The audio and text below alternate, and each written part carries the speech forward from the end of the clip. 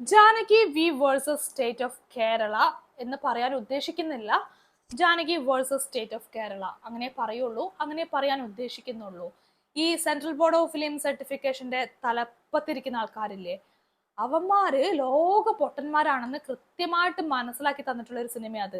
നമുക്ക് ആദ്യം അറിയാം ഇവന്മാര് പറഞ്ഞിട്ടുള്ള കാര്യങ്ങളൊക്കെ പൊട്ടത്തരാണെന്ന്. ഈ സിനിമ കൂടി കണ്ടപ്പോ എനിക്ക് 100% ബോധ്യമായിട്ടുണ്ട്. സംഗീതം കൊണ്ടാണെങ്കിലും എന്ത് അജണ്ട കൊണ്ടാണെങ്കിലും ശരി, ഇവന്മാർ എടുത്തിട്ടുള്ള തീരുമാനം എന്ന് പറയുന്നത് അങ്ങേയറ്റ പൊട്ടത്തരാണ്. ഒന്നാമത് ഈ സിനിമ ഒരു നല്ല സിനിമയായിട്ടാണ് എനിക്ക് തോന്നിയിട്ടുള്ളത്. പേഴ്സണലി എനിക്ക് സിനിമ നല്ല പോലെ ഇഷ്ടമായിട്ടുണ്ട്. ഇതിനകത്ത് പറയുന്ന ആശയമൊക്കെ വളരെ ശക്തമായിട്ടുള്ളതാണ്. അത് സിനിമ കണ്ടാൽ മനസ്സിലാവും. മാത്രമല്ല, ഈ സിനിമയിലേക്ക് നോക്കുന്ന സമയത്ത് ഇവന്മാര് പ്രധാന പ്രശ്നമായിട്ട് എടുത്തത് ജാനകി എന്ന് പറയുന്ന സിനിമയ്ക്കകത്തുള്ള വിക്റ്റിമായിട്ടുള്ള നായിക കഥാപാത്രത്തിന്റെ ആ ഒരു പേരാണല്ലോ. പുരാണത്തിലെ സീതാദേവിയുടെ പേരിന്റെ അർത്ഥം വരുന്ന പേരാണ് ജാനകി എന്ന് പറയുന്നത്. സോ ആ പേര് മാറ്റണം, വിക്റ്റിമിന് ആ ഒരു പേര് വെക്കാൻ പാടില്ല എന്നൊക്കെ പറഞ്ഞിട്ട് കുറെ ഇഷ്യൂ ഒക്കെ ഉണ്ടാക്കി. അങ്ങനെ നിർബന്ധിതമായിട്ട് ഇച്ചിരി പേരിലൊക്കെ മാറ്റം വരുത്തേണ്ടി വന്നിട്ടുണ്ട് സിനിമാ പ്രവർത്തകർക്ക്, ഈ സിനിമയിൽ വർക്ക് ചെയ്തിട്ടുള്ളവർക്ക്. പക്ഷെ ഞാൻ ഈ സിനിമ നോക്കുന്ന സമയത്തുണ്ടല്ലോ, ഈ പുരാണത്തിലെ സീതാദേവി എന്ന് പറയുന്ന ആ ദേവി സങ്കല്പത്തെക്കാളും എന്തുകൊണ്ടും ഒരു 50 മടങ്ങെങ്കിലും മുകളിൽ നിൽക്കുന്ന കഥാപാത്രമാണ് ഇതിനകത്തുള്ള ജാനകി എന്ന് പറയുന്നത്. ഇതിനകത്തുള്ള ജാനകി എന്ന് പറഞ്ഞ കഥാപാത്ര ശക്തിയാണ്. അവർ വിക്റ്റിമായിരിക്കുമ്പോൾ പോലും അതിജീവിതയാണ്. മാത്രമല്ല, നേരിട്ട് അനീതി എന്താണെന്ന് മനസ്സിലാക്കുകയും അതിന്റെ കൂടെ തന്നെ അവരുടെ അവകാശങ്ങൾ എന്തൊക്കെയാണെന്ന് കൃത്യമായിട്ട് മനസ്സിലാക്കിയിട്ട് അതിനുവേണ്ടി ഫൈറ്റ് ചെയ്ത് അവർ ആ അവകാശങ്ങളെല്ലാം നേടിയെടുത്തിട്ടുള്ള ഒരു കഥാപാത്രമാണ്. അപ്പൊ ഈ പുരാണത്തിലെ സീതാദേവി എന്ന് പറയുന്ന കഥാപാത്രമായിട്ട് എങ്ങനെയാണ് ഈ കഥാപാത്രത്തെ കമ്പയർ ചെയ്യാൻ പറ്റിയെന്നാണ് ഞാൻ വിചാരിക്കുന്നത്. പുരാണത്തിലെ ദേവി എങ്ങനെയായിരുന്നു, അവര് ഒരു വൈകാരികപരമായിട്ട് ഒരുപാട് വിഷമിച്ചു, അവരും വിക്റ്റിമായിരുന്നു വൈകാരികപരമായിട്ട്. രാമൻ കുറെ വിഷമിപ്പിച്ചു, അവർ അതിനെല്ലാം അതിജീവിച്ച് മുൻപോട്ട് പോയിട്ട് ഫൈനലി അവർക്ക് ലൈഫ് മടുത്തിട്ട് അവര് ഭൂമി ദേവിയോട് പ്രാർത്ഥിച്ചു ഈ ഭൂമിയിൽ നിന്ന് കൊണ്ടുപോകുമെന്ന്. അവസാനം ഭൂമി ദേവി വന്ന് പിളർന്ന് രണ്ടായിട്ട് അതിന്റെ ഉള്ളിലേക്ക് ദേവി പോവുമായിരുന്നു, അങ്ങനെയാണ് പറയുന്നത്. അപ്പൊ അത്രയും വിക്റ്റിമായിട്ട് പോലും അവർക്ക് ലൈഫ് മടുത്ത് ഈ ഭൂമി വിട്ട് പോവേണ്ട സാഹചര്യം വന്നിട്ടുണ്ട്. മാത്രമല്ല, വിക്റ്റിമായിരിക്കുമ്പോഴും അതിജീവിക്കുമ്പോഴും ഒക്കെ അവര് വൈകാരികപരമായിട്ട് രാമന്റെ അടിമ തന്നെയായിരുന്നു, അടിമത്തം ഉണ്ടായിരുന്നു. പക്ഷെ അതുപോലെ നല്ല നമ്മുടെ ഈ ക്യാരക്ടർ എന്ന് പറയുന്നത് വളരെയധികം സ്ട്രോങ് ആണ്, എവിടെയും അടിമത്തൊന്നുമില്ല. ഒരുപാട് ദുർബലപ്പെടേണ്ട സാഹചര്യങ്ങൾ വന്നെങ്കിൽ കൂടിയും അവർ ഭൂമി വിട്ട് പോവാൻ തയ്യാറായിട്ടില്ല. ഫൈറ്റ് ചെയ്ത് അവകാശങ്ങൾ നേടിയെടുത്ത് ഒരു പൗരന്റെ എല്ലാവിധ അവകാശങ്ങളും നേടിയെടുത്ത് ഈ ഭൂമിയിൽ നിലനിൽക്കുന്ന ഒരു കഥാപാത്രമായിട്ടാണ് മാറിയിട്ടുള്ളത്. സോ എന്തുകൊണ്ടും ഈ സീത എന്ന് പറഞ്ഞ കഥാപാത്രത്തെക്കാൾ 100% എങ്കിലും നല്ല കഥാപാത്രമാണ്, ഒരു 100% മടങ്ങെങ്കിലും നല്ല കഥാപാത്രമാണ് ഈ പറയുന്ന ജാനകി എന്ന് പറയുന്നത്. അപ്പം ജാനകിയെ സീതയുമായിട്ട് കമ്പയർ ചെയ്തിട്ട് ജാനകിയെ കൊച്ചാക്കിയ പോലെയാണ് എനിക്ക് ഫീൽ ചെയ്തിട്ടുള്ളത്. അപ്പൊ അങ്ങനെയാണ് ഈ സിനിമയുമായിട്ട് ബന്ധപ്പെട്ടുള്ള എന്റെ ഒരു അഭിപ്രായം. എന്തായാലും സിനിമയിലേക്ക് വരുന്ന സമയത്ത് പ്രവീൺ നാരായണനാണ് സിനിമ ഡയറക്ട് ചെയ്തിട്ടുള്ളത്.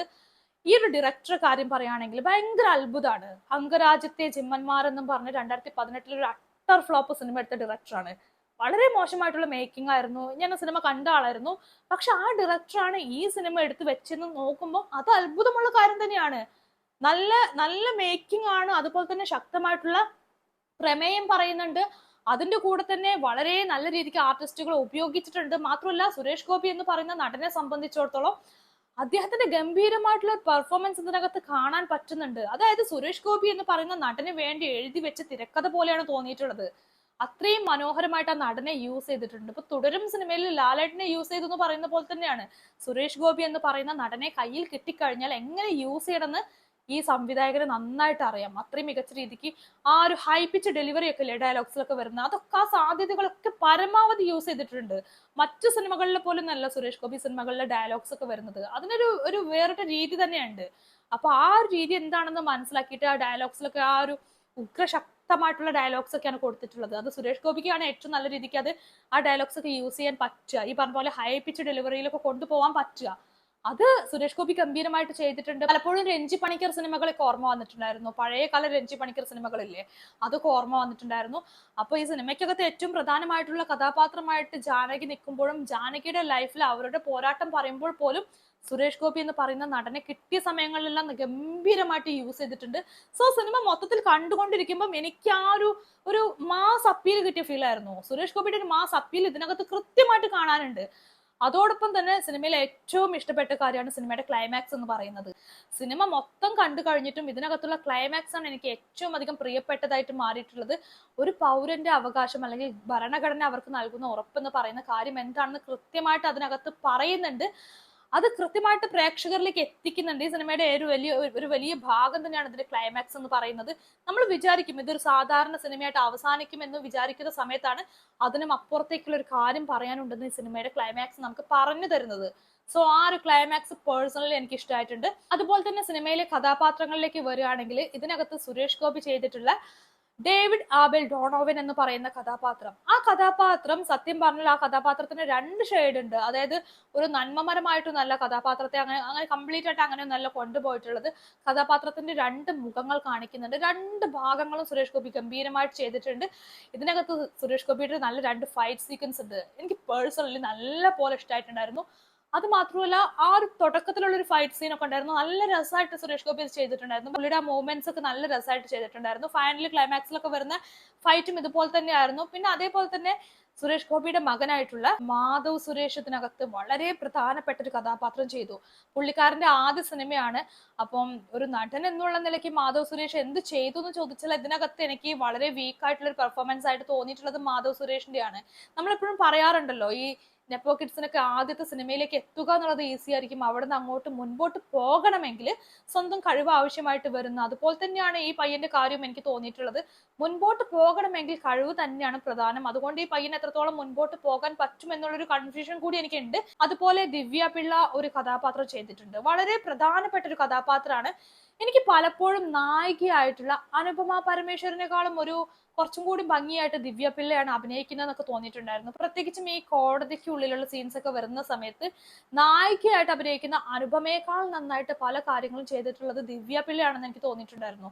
ഈ അനുപമ പലപ്പോഴും പല രംഗങ്ങളിലും വളരെയധികം നിർവികാരമായിട്ടുള്ള ഇരുത്തിരിക്കുന്നുണ്ടായിരുന്നു. അതായത് നല്ലപോലെ ചെയ്യേണ്ട ചില ഭാഗങ്ങൾ പോലും എനിക്ക് വളരെ പോരാ എന്നുള്ള ഒരു ഫീലൊക്കെ പലപ്പോഴും വന്നിട്ടുണ്ടായിരുന്നു.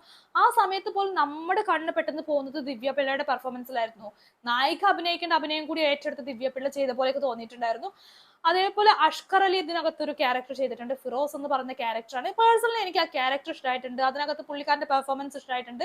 പിന്നെ യദു കൃഷ്ണയുടെ പെർഫോമൻസ് ആണ് ഇതിനകത്ത് എടുത്ത് പറയേണ്ട ഒരു സംഭവം. ഈ കാലങ്ങൾ കൊണ്ട് പല നടന്മാരുടെയും അഭിനയത്തിലൊക്കെ കുറേ മാറ്റങ്ങൾ സംഭവിക്കും. സുധീഷിന്റെ കാര്യത്തിൽ സംഭവിച്ചു, ഹരിശ്രീ അശോകന്റെ കാര്യത്തിൽ സംഭവിച്ചു, ഇന്ദ്രൻസിന്റെ കാര്യത്തിൽ സംഭവിച്ചു. അതുപോലെ ഒരു മാറ്റം സംഭവിച്ച നടനാണ് ഈ പറയുന്ന യദു കൃഷ്ണ.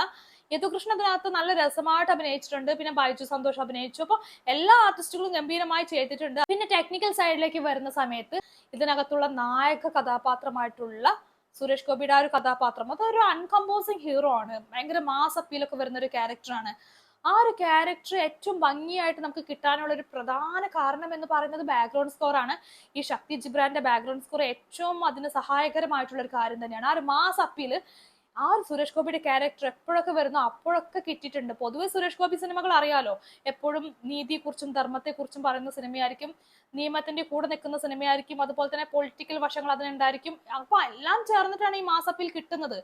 ആ മാസ് അപ്പീൽ കിട്ടാൻ വേണ്ടിയിട്ട് ഈ പറഞ്ഞ ബാക്ക്ഗ്രൗണ്ട് സ്കോർ കൂടി ഒരുപാട് ഉപകരിച്ചിട്ടുണ്ട്. സുരേഷ് ഗോപിയുടെ കഥാപാത്രം പറയുന്ന ഡയലോഗ്സിന്റെ കൂടെ പോലും ഈ ഒരു ബാക്ക്ഗ്രൗണ്ട് സ്കോർ വരുന്ന സമയത്ത് ആ ഒരു കഥാപാത്രം കൂടുതൽ കരുത്തുള്ള കഥാപാത്രമായിട്ട് മാറിയിട്ടുണ്ട്. അതുപോലെ സംജിത്ത് ആണ് എഡിറ്ററായിട്ട് വർക്ക് ചെയ്തിട്ടുള്ളത്. ഇതിനകത്ത് കുറേ കോടതി രംഗങ്ങൾ വരുന്നുണ്ട്, കുറേ റിയാക്ഷൻ കട്ട്സ് ഒക്കെ വരുന്നുണ്ട്. അതൊക്കെ നല്ല ഭംഗിയായിട്ട് ചെയ്തിട്ടുണ്ട്. ആ രംഗങ്ങൾ കോടതിക്കകത്ത് വരുന്ന സമയത്ത് പ്രേക്ഷകരെ പിടിച്ചിരുത്താൻ പറ്റുന്ന രീതിക്കാണ് കട്ട്സ് ഒക്കെ ചെയ്തിട്ടുള്ളത്. സോ പേഴ്സണലി എനിക്ക് ആ ഒരു എഡിറ്റിംഗ് ഭയങ്കരമായിട്ട് ഇഷ്ടമായിട്ടുണ്ട്. അതുപോലെ രണദിവ്യാണ് GOP ആയിട്ട് വർക്ക് ചെയ്തിട്ടുള്ളത്. നൈസ് വർക്കായിരുന്നു. സോ മൊത്തത്തിൽ നോക്കുന്ന സമയത്ത് ഞാൻ പറഞ്ഞില്ലേ, പേഴ്സണലി എനിക്ക് ക്വാളിറ്റി ഉള്ള വർക്കായിട്ടാണ് തോന്നിയിട്ടുള്ളത്, നല്ല വർക്കായിട്ടാണ് തോന്നിയിട്ടുള്ളത്. എല്ലാ സ്ത്രീകളും എല്ലാ പുരുഷന്മാരും കണ്ടിരിക്കേണ്ട, രാജ്യത്തെ ഓരോ പൗരന്മാരും കണ്ടിരിക്കേണ്ട ഒരു നല്ല വർക്കായിട്ടാണ് എനിക്ക് തോന്നിയിട്ടുള്ളത്. പ്രവീൺ നാരായണൻ എന്ന് പറയുന്ന ഒരു ഡയറക്ടറുടെ രണ്ടാമത്തെ വർക്കാണ് അദ്ദേഹത്തിന്റെ ആദ്യത്തെ വർക്കായിട്ട് പരിഗണിക്കാൻ പോലും എനിക്ക് ഇഷ്ടം തോന്നുന്നത്. വളരെ ഭംഗിയായിട്ട് ചെയ്തിട്ടുണ്ട്.